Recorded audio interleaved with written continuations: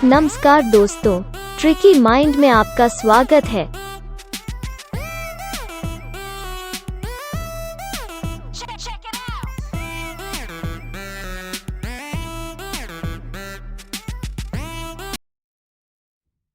मेरे दो डैडी थे, एक अमीर और दूसरे गरीब।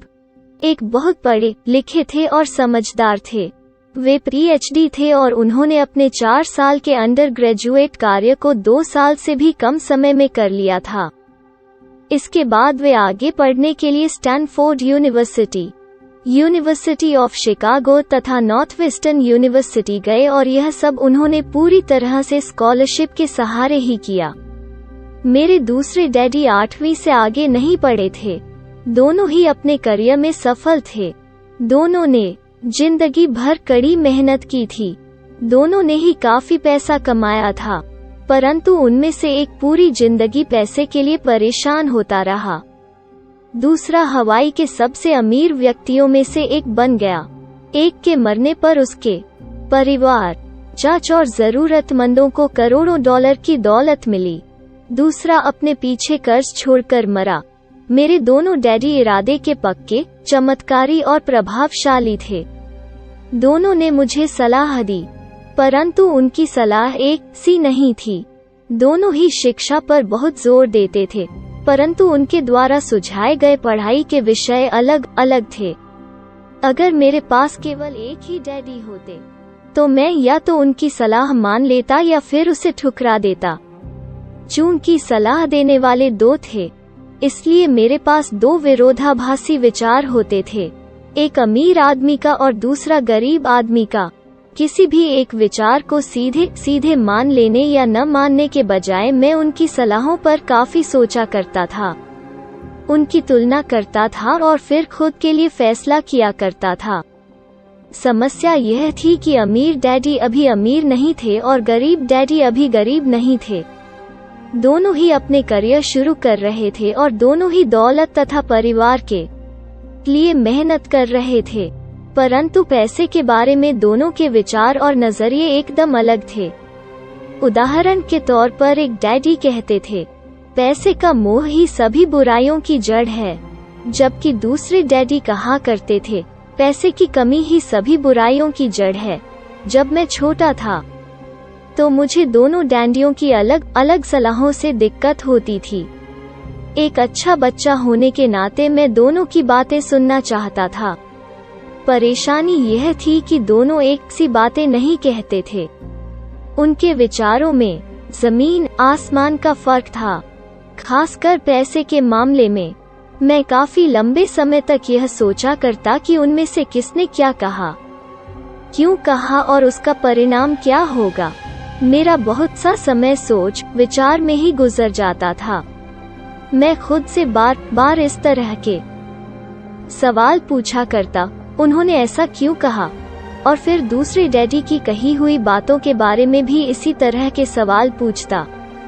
काश मैं यह बोल सकता, हाँ वे बिल्कुल सही हैं, मैं उनकी बातों से पूरी तरह सहमत हूँ, या यह कहकर मैं सीधे उनकी बात ठुकरा सकता, बुढ़े को यह नहीं पता कि वो क्या कह रहा है। चूंकि दोनों ही मुझे प्यारे थे, इसलिए मुझे खुद के लिए सोचने पर मजबूर होना पड़ा। इस तरह सोचना मेरी आदत बन गई, जो आगे चलकर मेरे लिए बहुत फायदेमंद साबित हुई। अगर मैं एक तरह से ही सोच पाता तो यह मेरे लिए इतना फायदेमंद नहीं होता।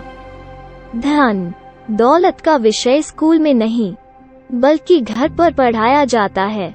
शायद इसीलिए अमीर लोग और ज्यादा अमीर होते जाते हैं, जबकि गरीब और ज्यादा गरीब होते जाते हैं और मध्य वर्ग कर्ज में डूबा रहता है। हम में से ज्यादातर लोग पैसे के बारे में अपने माता पिता से सीखते हैं। कोई गरीब पिता अपने बच्चे को पैसे के बारे में क्या सिखा सकता है? वो सिर्फ इतना ही कह सकता है, स्कूल जाओ और मेहनत से पढ़ो। हो सकता है वो बच्चा अच्छे नंबरों से कॉलेज की पढ़ाई पूरी कर ले, फिर भी पैसे के मामले में उसकी मानसिकता और उसका सोचने का ढंग एक गरीब आदमी जैसा ही बना रहेगा। यह सब उसने तब सीखा था जब वो छोटा बच्चा था। धन का विषय स्कूलों में नहीं पढ़ाया जाता। स्कूलों में शैक्षणिक और व्यावसायिक निपुणताओं पर जोर दिया जाता है, न कि धन संबंधी निपुणता पर।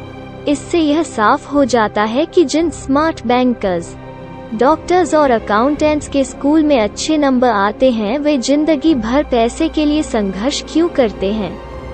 हमारे देश पर जो भारी कर्ज लदा हुआ है वो काफी हद तक उन उच्च शिक्षित राजनेताओं और सरकारी अधिकारियों के कारण है जो आर्थिक नीतियां बनाते हैं, और मजे की बात यह है कि वे धन के बारे में बहुत कम जानते हैं। मैं अक्सर नई सदी में आने वाली समस्याओं के बारे में सोचता हूँ। तब क्या होगा जब हमारे पास ऐसे करोड़ों लोग होंगे जिन्हें आर्थिक और चिकित्सकीय मदद की जरूरत होगी। धन संबंधी मदद के लिए या तो वे अपने परिवारों पर या फिर सरकार पर निर्भर होंगे। क्या होगा जब मेडिकेयर और सोशल सिक्योरिटी के पास का पैसा खत्म हो जाएगा? किस तरह कोई देश तरक्की कर पाएगा अगर पैसे के बारे में पढ़ाई की जिम्मेदारी माता पिता के ऊपर छोड़ दी जाएगी, जिनमें से ज्यादातर गरीब हैं या गरीब होंगे? चूंकि मेरे पास 2 प्रभावशाली डैडी थे, इसलिए मैंने दोनों से ही सीखा। मुझे दोनों की सलाह पर सोचना पड़ता था। इस तरह से सोचते सोचते मैंने यह भी जान लिया कि किसी व्यक्ति के विचार उसकी जिंदगी पर कितना जबरदस्त प्रभाव डाल सकते हैं। उदाहरण के तौर पर एक डैडी को यह कहने की आदत थी, मैं इसे नहीं खरीद सकता। दूसरे डैडी इन शब्दों के इस्तेमाल से चिढ़ते थे। वे जोर देकर कहा करते थे कि मुझे इसके बजाय यह कहना चाहिए, मैं इसे कैसे खरीद सकता हूँ। पहला वाक्य नकारात्मक है और दूसरा प्रश्नवाचक। एक में बात खत्म हो जाती है और दूसरे में आप सोचने के लिए मजबूर हो जाते हैं। मेरे जल्द ही अमीर बनने वाले डैडी ने मुझे समझाया कि जब हम कहते हैं मैं इसे नहीं खरीद सकता, तो हमारा दिमाग काम करना बंद कर देता है। इसके बजाय जब हम यह सवाल पूछते हैं मैं इसे कैसे खरीद सकता हूँ, तो हमारा दिमाग काम करने लगता है। उनका यह मतलब नहीं था कि आपका जिस चीज पर दिल आ जाए उसे खरीद ही लें। वे लगभग दीवानगी की हद तक अपने दिमाग को कसरत करवाना चाहते थे, क्योंकि उनके ख्याल से दिमाग दुनिया का सबसे ताकतवर कंप्यूटर है। मेरा दिमाग हर रोज तेज होता जाता है क्योंकि मैं इसकी कसरत करता रहता हूँ। यह जितना तेज होता जाता है, मैं इसकी मदद से उतना ही ज्यादा पैसा कमा सकता हूँ। उनका मानना था कि मैं इसे नहीं खरीद सकता कहना दिमागी आलस की पहचान है। हालांकि दोनों ही डैडी अपने काम में कड़ी मेहनत करते थे, परंतु मैंने देखा कि पैसे के मामले में एक डैडी की आदत यह थी कि वे अपने दिमाग को सुला देते थे और दूसरे डैडी अपने दिमाग को लगातार कसरत करवाते रहते थे। इसका दीर्घकालीन परिणाम यह हुआ कि एक डैडी आर्थिक रूप से बहुत अमीर होते चले गए, जबकि दूसरे डैडी लगातार कमजोर होते गए। इसे इस तरह से समझें कि एक व्यक्ति हर रोज कसरत करने के लिए जिम जाता है, जबकि दूसरा व्यक्ति अपने सोफे पर बैठकर टीवी देखता रहता है। शरीर की सही कसरत से आप ज्यादा तंदुरुस्त हो सकते हैं और दिमाग की सही कसरत से आप ज्यादा अमीर हो सकते हैं। आलस्य से स्वास्थ्य और धन दोनों का नुकसान होता है। मेरे दोनों डैडियों की विचारधारा में जमीन आसमान का अंतर था। एक डैडी की सोच थी कि अमीरों को ज्यादा टैक्स देना चाहिए ताकि बेचारे गरीबों को ज्यादा फायदा मिल सके, जबकि दूसरे डैडी कहते थे टैक्स उन लोगों को सजा देता है जो उत्पादन करते हैं और उन लोगों को इनाम देता है जो उत्पादन नहीं करते। एक डैडी सिखाते थे मेहनत से पढ़ो ताकि तुम्हें किसी अच्छी कंपनी में नौकरी मिल जाए, जबकि दूसरे डैडी की सीख यह थी मेहनत से पढ़ो ताकि तुम्हें किसी अच्छी कंपनी को खरीदने का मौका मिल जाए। एक डैडी कहते थे मैं इसलिए अमीर नहीं हूँ क्योंकि मुझे बाल बच्चों को पालना पड़ता है। दूसरे डैडी कहते थे मुझे इसलिए अमीर बनना है क्योंकि मुझे बाल बच्चों को पालना है।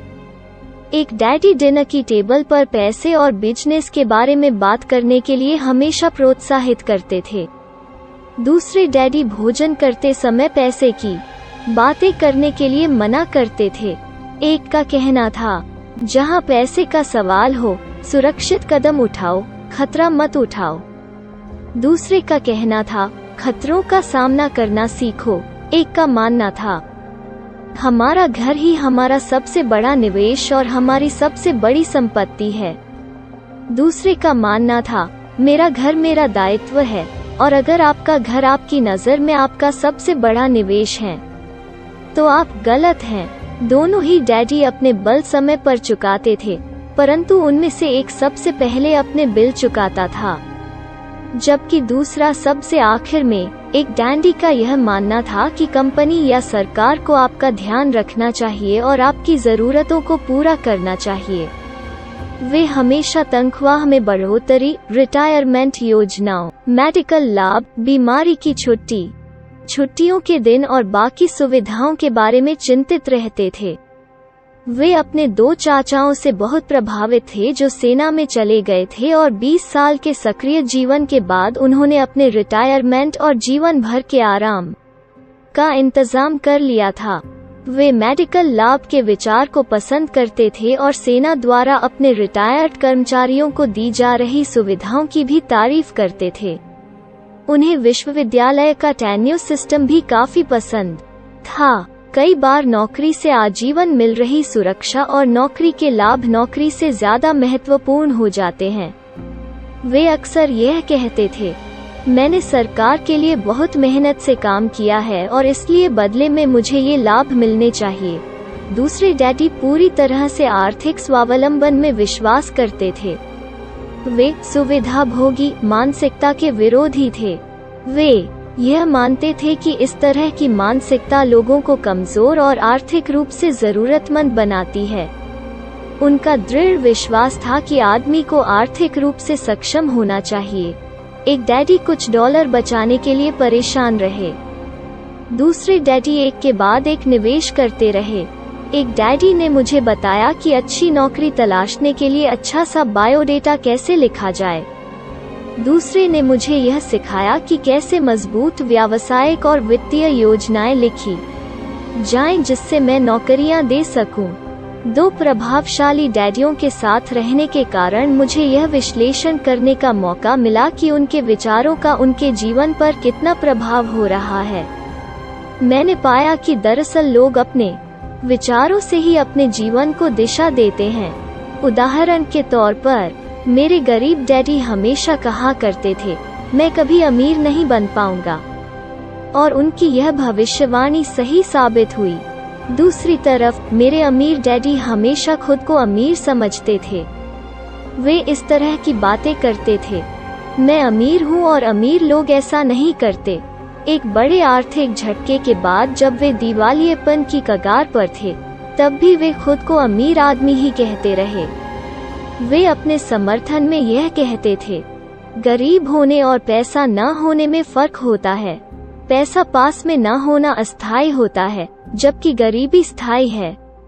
मेरे गरीब डैडी यह भी कहते थे, मेरी पैसे में कोई रुचि नहीं है, यह पैसा महत्वपूर्ण नहीं है। मेरे अमीर डैडी हमेशा कहते थे, पैसे में बहुत ताकत है। हो सकता है हमारे विचारों की ताकत को कभी भी मापा न जा सके, या फिर उन्हें पूरी तरह से समझा न जा सके। फिर भी बचपन में ही मैं यह समझ गया था कि हमें अपने विचारों पर ध्यान देना चाहिए और अपनी अभिव्यक्ति पर भी। मैंने देखा कि मेरे गरीब डैडी इसलिए गरीब नहीं थे क्योंकि वे कम कमाते थे, बल्कि इसलिए गरीब थे क्योंकि उनके विचार और काम गरीबों की तरह थे। 2 डैडी होने के कारण बचपन से ही मैं इस बारे में बहुत सावधान हो चला था कि मैं किस तरह की विचारधारा अपनाऊं। मैं किसकी बात मानूं, अपने अमीर डैडी की या अपने गरीब डैडी की। हालांकि दोनों ही शिक्षा और ज्ञान को बहुत महत्वपूर्ण मानते थे, परंतु क्या सीखा जाए इस बारे में दोनों की राय अलग अलग थी। एक चाहते थे कि मैं पढ़ाई में कड़ी मेहनत करूं, डिग्री लूं और पैसे कमाने के लिए अच्छी सी नौकरी ढूंढ लूं। वे चाहते थे कि मैं एक पेशेवर अधिकारी, वकील या अकाउंटेंट बन जाऊं या MBA कर लूं। दूसरे डैडी मुझे प्रोत्साहित करते थे कि मैं अमीर बनने का रहस्य सीख लूं। यह समझ लूं कि पैसा किस तरह काम करता है और यह जान लूं कि इससे अपने लिए कैसे काम लिया जाता है। मैं पैसे के लिए काम नहीं करता। इन शब्दों को वे बार बार दोहराया करते थे। पैसा मेरे लिए काम करता है। 9 वर्ष की उम्र में मैंने यह फैसला किया कि पैसे के बारे में मैं अपने अमीर डैडी की बात सुनूंगा और उनसे सीखूंगा। यह फैसला करने का मतलब था अपने गरीब डैडी की बातों पर ध्यान न देना। हालांकि उनके पास कॉलेज की बहुत सी डिग्रियां थीं जो मेरे अमीर डैडी के पास नहीं थीं। तो दोस्तों, रिच डैड पुअर डैड किताब से हमें यह सीखने को मिला कि पढ़ाई नॉलेज के लिए जरूरी है, लेकिन जॉब के लिए नहीं। अगर आप जीवन में कुछ करना चाहते हैं, अगर आप अमीर बनना चाहते हैं, तो आप नौकरी से नहीं बन सकते।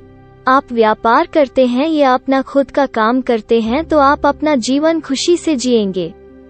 तो दोस्तों, आज भाग 1 वीडियो खत्म हो गया है। हम जल्द ही अगले वीडियो में मिलेंगे। अगर आपको वीडियो पसंद आए तो कृपया इस चैनल को सब्सक्राइब करें और इस वीडियो को लाइक करें।